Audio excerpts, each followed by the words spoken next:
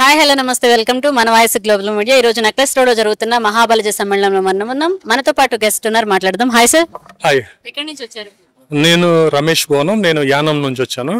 నేను సౌత్ ఆఫ్రికాలో 22 years ఉండి ఇప్పుడు ఇండియాకి వచ్చాను. 2 years బ్యాక్ ఇండియాలో సెటిల్ అయ్యాను. ఈ మహాబలజ సమ్మేళనం అనేది మనం ఇంత గతంలో కూడా చూసాం కొన్ని ప్రోగ్రామ్స్. ఇప్పుడు ఇది 10th year సెలబ్రేట్ చేసుకుంటున్నారు. ఎంతో మంది యాంగ్పెనర్స్ వస్తారు, మీలాంటి వాళ్ళు కూడా వస్తారు. మీరు కూడా ఎప్పటి నుంచి వర్క్ చేస్తున్నాను చెప్తున్నారు. ఎక్స్పీరియన్స్ ఎలా ఉంది? యాక్చువల్లీ ఐకాన్ బిగినింగ్ నుంచి నేను ఉన్నాను.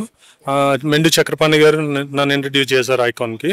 ఐకాన్ ఎవ్రీ ఇయర్ మేము మీట్ అవుతాం. ఐకాన్ ఎవ్రీ ఇయర్ గ్రో అవుతుంది. ఇప్పుడు 10th yearకి మీరు చూస్తే ఇప్పుడు జనాలు ఎన్ని కంట్రీస్ నుంచి వచ్చారు.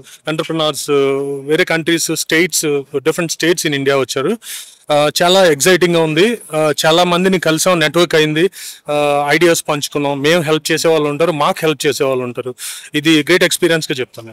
అంటే బట్ మనం ఏదైనా ఒక చూస్తే మహాబలజ సమ్మేళనం అనే కాను, ఆప్తానే కాదు, ఇట్లాంటివి అదర్ కంట్రీస్ లో జరిగినాయి. ఈ రోజు మన తెలుగు స్టేట్స్, ఇది కర్ణాటకలో జరిగింది. 10th year ఇక్కడ సెలబ్రేట్ చేస్తున్నారు. కొన్ని ఢిల్లీలో కూడా ఇది మామూలుగా స్టార్ట్ అయింది ఢిల్లీలో. కానీ ఇంతమందిలో ఇన్ని సంవత్సరాల్లో ఎంతమంది దీని గురించి అంటే డెవలప్మెంట్ ఎలా ఉంది అనేది ఏం చెప్పండి. ఇప్పుడు ఎక్కువ కమ్యూనిటీ తెలుగు స్టేట్స్లోనే ఉంది. తెలుగు స్టేట్స్లో ఉండడం వల్ల ఎక్కువ మందికి రీచ్ అవుతుంది, ఎక్కువ మంది అటెండ్ కాగలుగుతున్నారు. అవేర్నెస్ అనేది పెరుగుతుంది. ఇంకా పెరగాల్సిన అవసరం ఉంది, కానీ పెరుగుతుంది. ఇప్పుడు అవేర్నెస్ అయితే పెరిగింది చాలా మందికి. ఐకాన్ అంటే ఒక ఐడెంటిటీగా కమ్యూనిటీలో బలపడింది. మనం మీరే ఒకవేళ సపోర్ట్ ఎవరికి చేసినా కానీ ఒక యంగ్పెన్నర్ ముందుకు రావాలంటే ఖచ్చితంగా డౌట్ అనేది ఒకటి ఉంటుంది. అరే నేను ఎదుగుతానా లేదా, లేకపోతే డౌన్ అయిపోతానా. అప్ అండ్ డౌన్స్ అనేది కామన్. కానీ వాళ్ళకి మీరు ఏం చెప్తారు యంగ్పెన్నర్స్? ఎంటర్ప్రినర్స్కి నేనేం చెప్తానంటే, ఇప్పుడు నా జర్నీ కూడా, ఎవరి జర్నీ ఎంటర్ప్రినర్గా ఎవరి జర్నీ కూడా స్మూత్గా ఉండదు. నువ్వు 9 to 5 ఆఫీస్కి వెళ్ళి జాబ్ చేసేలా ఉండదు. 24/7 ఉంటుంది. నువ్వు చాలా ఫ్యామిలీ ఫంక్షన్స్ మిస్ అవుతావు. చాలా సాక్రిఫైస్లు ఉంటాయి, స్లీప్లెస్ నైట్స్ ఉంటాయి, ప్రాబ్లమ్స్ ఉంటాయి, ఆర్థిక ఇబ్బందులు ఉంటాయి, చాలా ఉంటాయి. అవన్నీ ఫేస్ చేయాలి. అవన్నీ ఫేస్ చేసిన వాళ్ళే సక్సెస్ ట్రాక్లోకి రాగలుగుతారు. ఇవన్నీ ఫేస్ చేసినా కూడా ఒకసారి ఫెయిల్ అవుతాం. ఫెయిల్ అయినా కూడా మళ్ళీ తిరిగి సక్సెస్ ట్రాక్లోకి రావాలంటే కాన్ఫిడెన్స్ కోల్పోకుండా కంటిన్యూస్గా వర్క్ చేయాలి. నేను నా జర్నీలో నేను సక్సెస్ చూశాను, ఫెయిల్యూర్ చూశాను.